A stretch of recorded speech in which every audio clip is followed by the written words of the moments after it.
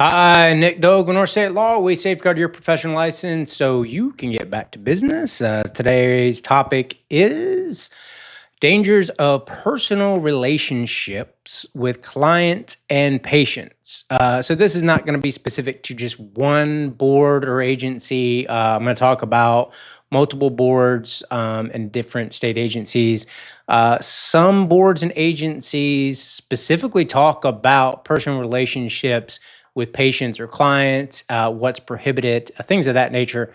So let's dive right in. The ones that are going to be most specific and where these boards, the following boards lay out that certain personal relationships are strictly prohibited, are going to be mostly in the healthcare and mental health care field. So that's going to be nursing board, medical board, physical therapy board. You're also going to have a various amounts of mental health care boards, psychology board, mental health therapist boards, marriage and family therapists, social work board, boards of that nature.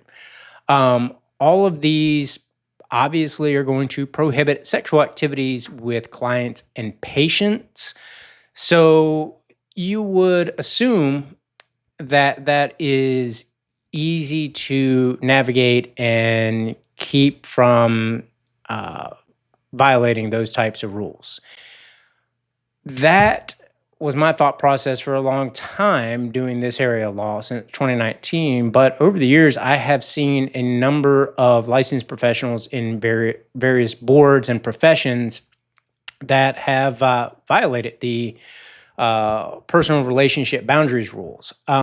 And it could be a situation where somebody is having sexual relations with a patient, for example, or somebody is violating boundary issues in other ways where they are deemed to be too friendly with, I'm just throwing it out there, somebody in the mental health field, right? Where they're sharing personal stories and developing a more of a personal relationship with somebody that they're helping through mental health issues versus keeping that boundary between professional and personal completely separate.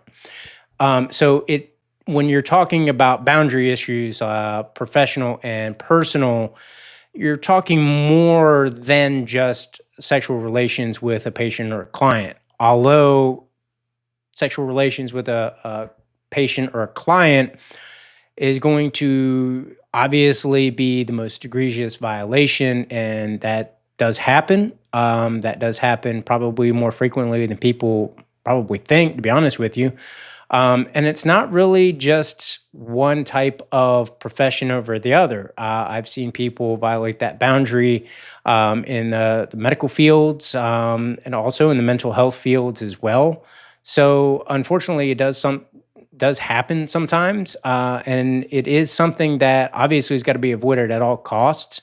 Um, Speaking about just attorneys, so we're obviously regulated by North Carolina State Bar, I should say. So when the state bar comes up with their rules, it's called the Rules of Professional Conduct. So one of those specifically talks about relationships with clients. And obviously, one of those is no sexual relationships with clients, and it's people that are actively clients. And the language talks specifically about, the client actually has to be an active client. Um, and not only does it say you can't have sexual relations with an active client, but it says you can't have sexual relations with somebody that you have engaged in the consultation process with, because that person obviously can become a client, and having that type of personal relationship with that even potential client that's you've already given legal advice to, and they're in the process of becoming a client, could result in there being detrimental effects on representation of that client if you are an attorney. So if you think about it, it really does make sense. Now, where the state bar, for example, kind of expands that is not only can an attorney that's licensed in North Carolina not have sexual relations with a client or client that is going through the intake process, so to speak, but can't have sexual relations with anybody that is associated with that client in the client's case. What they mean by that, more than likely, and it doesn't specifically say like these 5 types of people involved in the case. Most likely, what they mean though are potential witnesses for your client or potential witnesses in general related to that case. Because again, that that can severely impact your client's case because you might have a great witness lined up and then that boundary occurs. Well, that boundary is violated, and that witness might not like how things ended with the attorney. That might leave a sour taste in that person's mouth, and they might say, you know what, my testimony is going to be completely different now. So you you've got to make sure that you're not messing with that boundary of professional and personal relationships.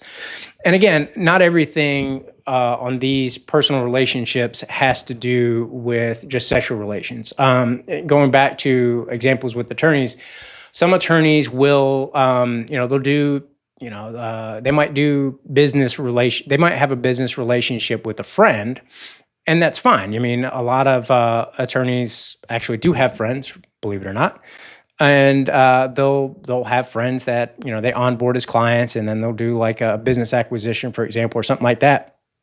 Where things can become a little tricky is, and this is more on the professional side, not so much of a personal relationship, but say an attorney is helping somebody out on a business transaction, and then they get involved on the business side of it. There are specific rules of professional conduct related to, whether an attorney can really be engaged in the business for which that attorney was hired for the legal services, if that makes sense.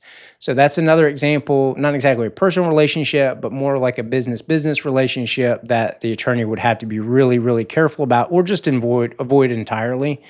Um, so going back to a more specific example, and I want to bring this up because this is really relevant to the medical board. And medical board is specific in their position statement, where they talk about if a physician or a physician assistant or even an NP, as of right now, NPs are jointly regulated by the North Carolina Medical Board and the North Carolina Board of Nursing.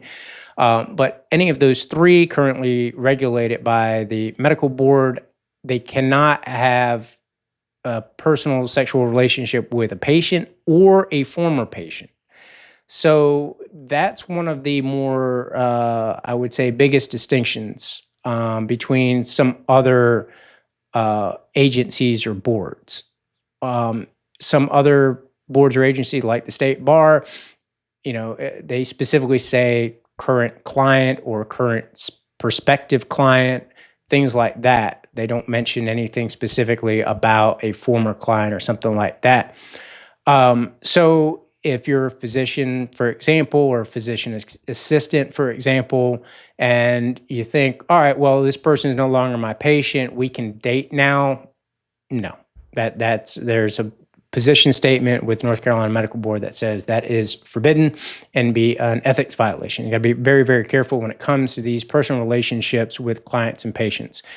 I just want to share a quick story. When I practiced law in Mississippi as a public defender, when I was much, much, much younger, I had a former client that gave me a call to thank me on her case. She had 12 felony counts of auto burglary. Had a bit of a problem with substance abuse, able to help her out, and she started to get herself clean.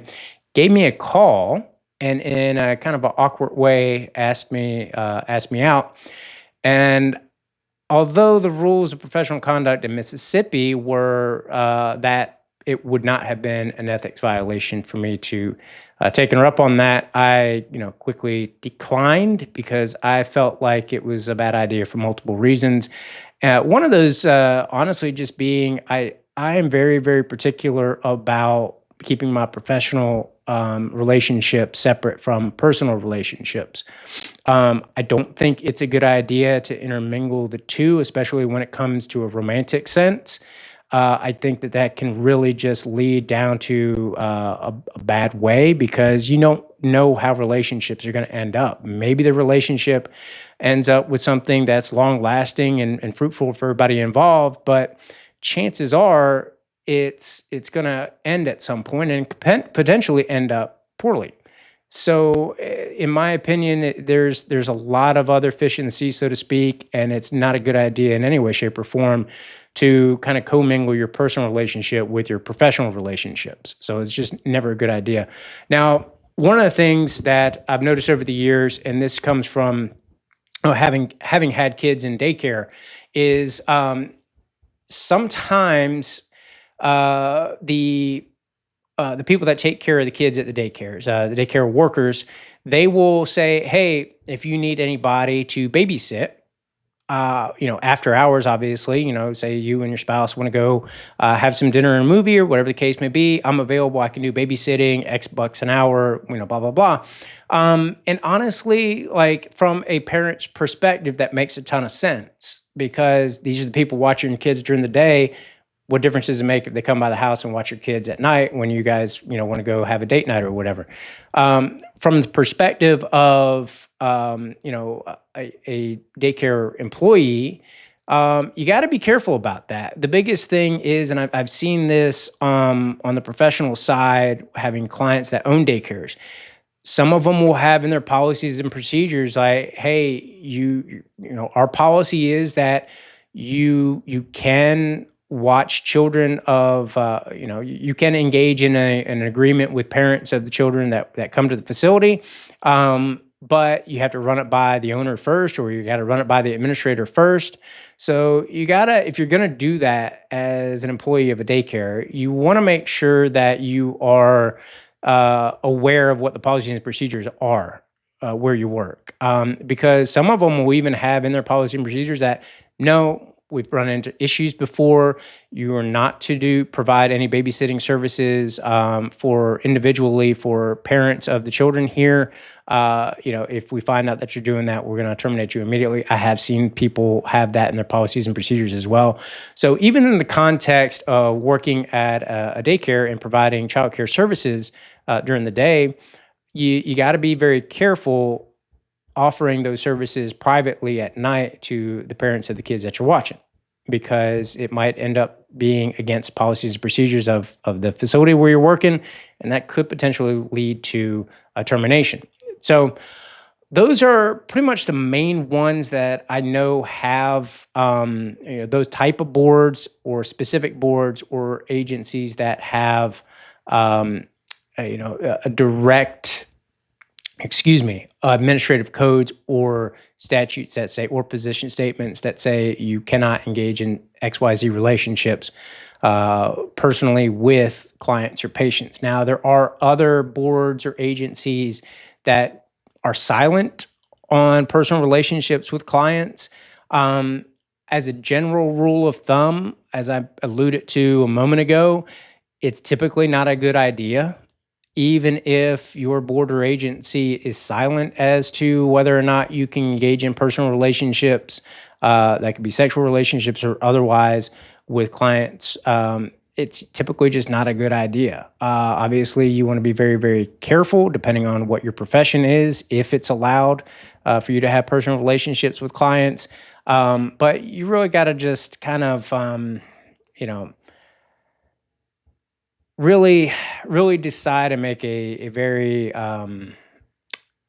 thoughtful thoughtful decision as to whether or not it might be worth it. If that person's the one and you're 100% sure about it, then maybe, heck, go for it. But if it's a situation where you're like, yeah, I'm not sure about this and something, might seem off about this particular client, why they ask me out on a date and, your radar goes off, you might want to just say no.